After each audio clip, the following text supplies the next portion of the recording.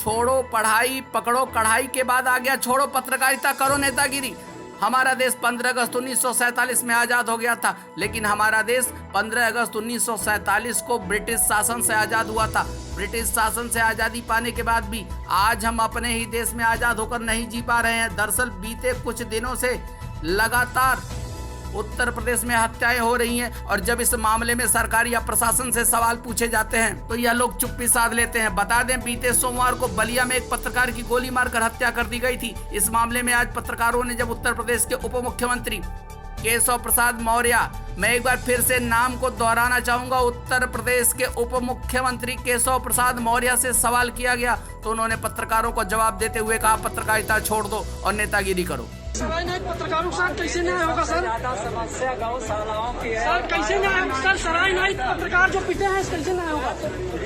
पत्रकारिता छोड़ करके नेतागिरी करो। उत्तर प्रदेश के उप मुख्यमंत्री लोकतंत्र के चौथे स्तंभ की हत्या के सवाल पर कहते हैं कि पत्रकारिता छोड़कर नेतागिरी करो।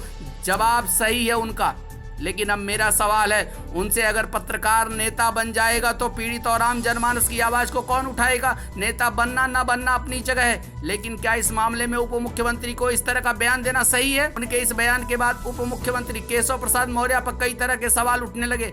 अगर आपसे मामला नहीं सुलझ रहा है तो कहिए इस मामले में मैं कुछ नहीं कह सकता, या बोलने की क्या जरूरत है साहब कि पत्रकारिता छोड़कर नेतागिरी कर लो।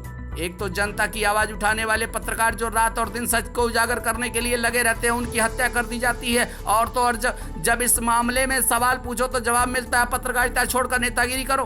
बल्कि यह बयान बीजेपी का कोई छोटा मोटा नेता नहीं, बल्कि सूबे के उप मुख्यमंत्री केशव प्रसाद मौर्य देते हैं। उत्तर प्रदेश के मुखिया योगी आदित्यनाथ एक तरफ पत्रकारों की सुरक्षा और सम्मान की बात करते हैं और उनकी पार्टी के उप मुख्यमंत्री इस तरह का बयान देते हैं। इस बात पर तो ये समझा जा सकता है कि जब देश का चौथा स्तंभ नहीं सुरक्षित है तो आम जनता कैसे सुरक्षित होगी।